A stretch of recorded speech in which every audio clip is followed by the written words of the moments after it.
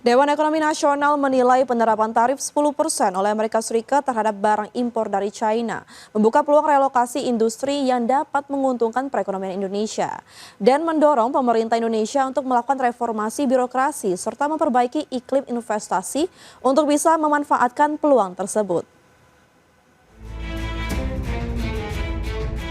Dewan Ekonomi Nasional menilai penerapan tarif 10% oleh Amerika Serikat terhadap barang impor dari China membuka peluang relokasi industri yang dapat menguntungkan perekonomian Indonesia.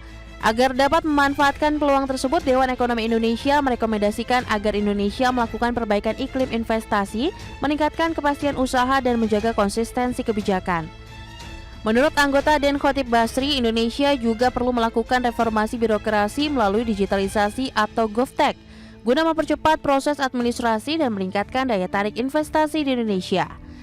Percepatan digitalisasi dalam sistem pemerintahan dapat membantu memperbaiki iklim investasi dan memastikan Indonesia benar-benar meraup manfaat dari pergeseran rantai pasok global.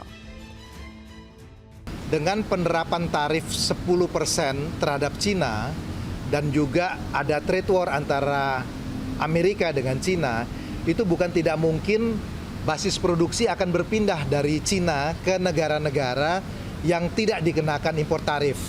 Salah satunya Indonesia. Nah, tentu Indonesia harus bisa memanfaatkan kesempatan dari relokasi ini. Itulah yang tadi kami sampaikan kepada Bapak Presiden, pentingnya untuk perbaikan iklim investasi, konsistensi dari kebijakan, kepastian usaha.